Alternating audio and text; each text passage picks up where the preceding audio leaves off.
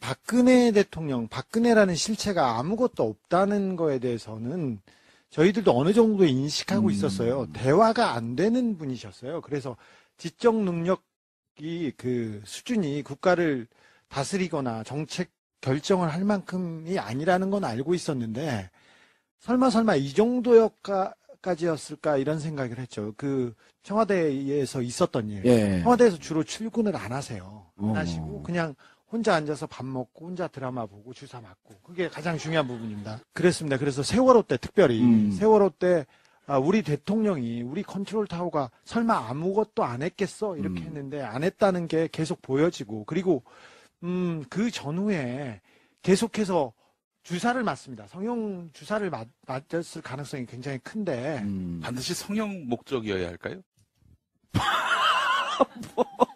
다른 목적일 수도 있겠지만 네. 저기 그 얼굴에 주사를 맞았으니까 김용민 얼굴에 PD는요. 네. 그냥 브리핑만 하세요. 네. 다른 거 하니까 좀 안 돼. 얼굴에 주사를 맞았는데 그걸 식욕으로 맞았겠냐 너처럼. 그래서 그 얼굴에 주사를 맞고 그리고 그다음에 주사를 맞아서 멍이 생기면 멍을 빼는 주사를 또 맞고 아이고. 그래 계속 주기적으로 주사를 맞는 거를 보고 아이들이 차디찬 바닷물에서 그 갇혀 있는데 그리고 구조를 못해서 국민들이 발을 동동 구르고 있는데 그때 머리를 만지려고 시간을 허비하고 주사 맞고 그다음에 주사를 만져서 멍든 주사를 빼기 위해서 주사를 맞았느냐 맞고. 이런 부분이 하나씩 둘씩 드러나면서 정말 절망하게 됐죠. 김용민 PD는 네.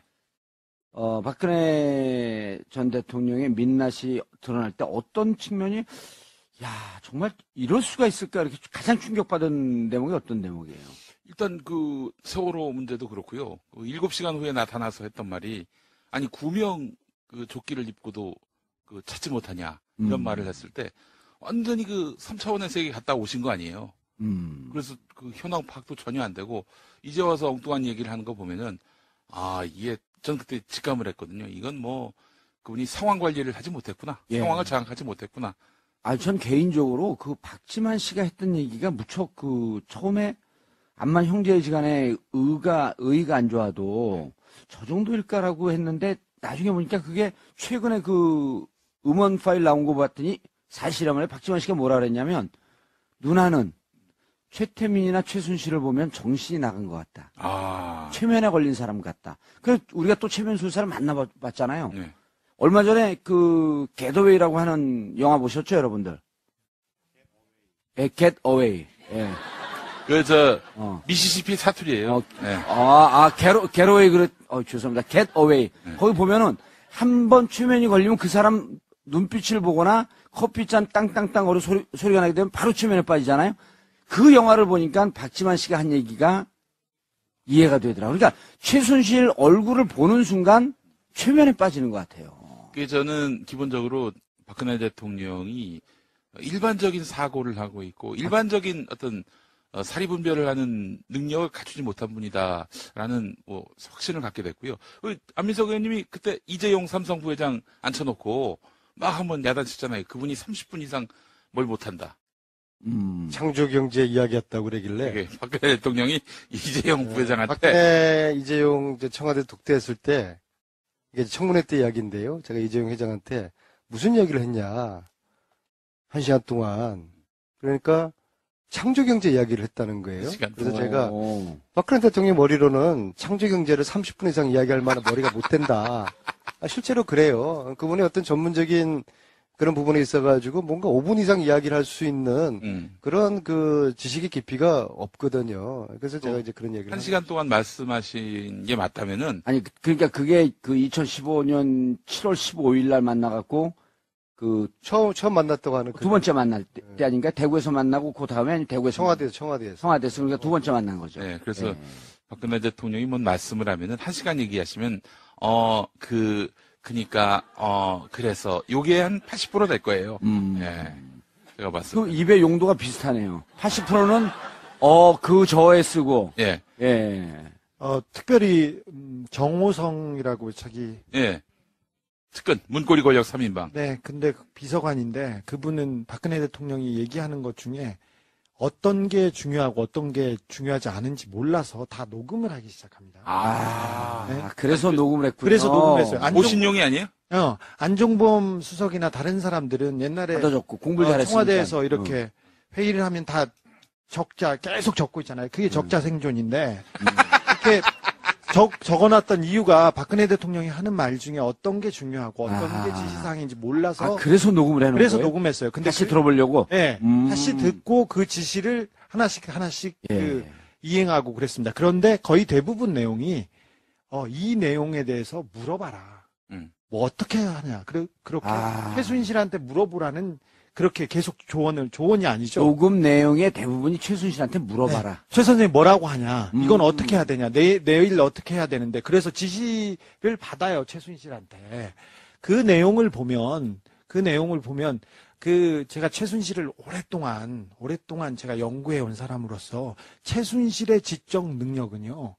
돈 많은 아줌마 이렇게 돈 많은 그냥 동네에서 목소리 큰 아주머니세요. 예. 식당 가면 매일 싸우고 어디 가서 맨날 소리 지르고 자리 나쁘다 뭐 여기 안 닦았다고 소리를 마구 지르고 나서 나올 때 팁으로 5만 원 주시고 나와서 발렛 하시는 아저씨한테는 3,000원 가지고 싸우시는 그런 분이신데 근데 그분이 저희 그분한테 권력을 이임해서 그분이 국가의 국정을 좌지우지하셨어요. 초창기에 이게 국정농단 사태 터졌을 때 이제 주진우 기자가 한 얘기가 바로 이 얘기였어요. 최순실은 강남에 가면 최순실을 아는 사람들이 국정농단했다 그러면 믿질 않았다는 거예요. 걔가? 네. 신문을 읽거나 어디에 지적인 대화를 하시는 분이 아니고. 아니 그 사람이 믿질 않았다는 거예요. 그래갖고 이 얘기가 작년에 10월에 막 사건이 터지기 시작할 때 주진우 기자가 직접 라이브로 한 얘기예요. 그러니까 이게 추적을 하면서도 의심스러웠던 거죠. 최순실, 박근혜 두 사람의 권력 관계가 변화가 좀 있었다고 보는데요. 13년 2월 중순, 2월 17일인가요? 예. 대통령 취임하기 전에 정호성, 최순실, 박근혜 세 사람이 3자 녹음한 녹취가 있어요. 어제 며칠 전에 공개된 거 말고요?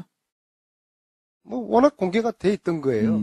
재판에서 밝혀지고 거기 보면은 최순실 그러니까 취임식 관련한 그런 준비를 하는 그런 대화였는데 그때는 최순실, 박근혜 두 사람이 공동의 그런 권력적인 관계로서 정호승이한테 뭘 지시를 해요, 두 사람이.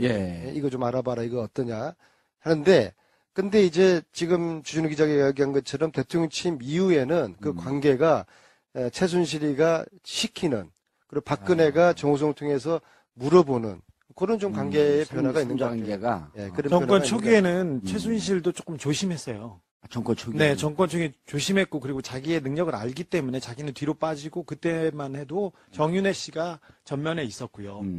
대신 최순실 씨는 목욕탕에서 매일 싸우는 매일 소리 지르고 그랬던 사람이었는데 어느 날 갑자기 정윤회 씨가 처음에는 이 청와대를 박근혜의 청와대를 정윤회 씨, 최순실 씨가 다 꾸렸어요. 누구를 보내고 수석으로 누구를 보내고 장관을 누구를 버리고 그 다음에는 이제 정윤회 씨가 세팅이 끝나는 이후에 정윤회 씨가 아웃되죠. 그리고 최순실 씨가 이 권력을 다 틀어쥐는 그런 모양새가 됩니다. 주 기자님, 2014년 11월로 기억하는데 그때 세계일보에서 이른바 정윤회 문건. 정윤회 문건 그거 나오고 저하고 주진우 기자가 만난 게 2015년 1월쯤인데 그때 제가 이제 물어봤어요. 이게 사실이냐 전 문건이 박지만이가 여전히 행사하고 있는 거 아니냐. 그러니까 그때 박지만은 이미 아웃됐다. 그럴 때 정윤회 최순실 존재를 알고 있었나요? 네, 그럼요. 2007년에 유경재단 폭력 사건이 있습니다. 근데 그 전부터 2001, 2년서부터 그 사건이 시작됐죠. 네, 유경재단 폭력 사건이 계속 있었는데 이 폭력 사건의 배우로 그 폭력 사건에 돈을 대주고 살인을 교사했다는 혐의로 입방아에 오른 사람은 박지만 씨였으나 이 사람 뒤에 최순실과 정윤회가 있었습니다. 그때 보셔 궁금한 거. 그때부터. 예, 2001년이나 2002년에 그때는 박근영과 박지만이 한 편이었고, 네. 그다음 박근영, 박지만이 한 편이었고, 박근혜가 다른 편이었단 말이에요. 그렇습니다. 근데 2005년, 6년 넘어가면서 박지만이가 박근혜 쪽으로 또 붙어요. 그렇습니다. 그럼 왜 그랬어요, 그때는? 이제 박근혜 그때는 새누리당 대표, 그렇죠. 한나라당 예. 대표였고 정치적 기반이 좀 있었고 그리고 나름대로 재산이나 뭐 재단 같은 게 굉장히 많아요. 유경재단 싸움하면서 그쪽으로 붙더라고요. 그렇죠. 그래서 원래는 그 박정희 대통령이 남겨놓은 재산들이 많이 있습니다. 지금 재단 소유로 돼 있었지만 재산권을 행사할 수 있는 데가 영남대가 있고요. 그다음에 정수장학회, MBC를 통째로 소유하고 있습니다. 그리고 유경재단이 있는데 원래는 유경재단에서 박근영 씨하고 박지만 씨가 여기서 먹고 살고 예. 나머지는 박근혜 씨가 가지고 있는 형편이었는데 정치적으로 파워가 세지고 그다음에 힘이 세지고 하면서 박지만 씨가 갑자기 박근혜 씨한테 붙습니다. 예. 그때 지인가 그것도 주고 그럴 때인가요? 이지는 그 전에 줬죠. 아, 그 전에 줬고 어느 정도 기반이 닦여진 상태였는데 정치적으로도 굉장히 잘 나가기 시작하면서 박근혜와 박지만이 한 배를 타면서 이 유경재단 폭력 사건이 벌어집니다. 예. 그래서 근데 그 뒤에 그때부터도 계속 알고 있었다. 네, 그때 정윤회 씨, 최순실 씨가 있었어요. 사실상 이 폭력배들을 지휘하고 뒤에서 그 조종하는 데도 알겠습니다. 정윤회 씨가 있었습니다. 알겠습니다.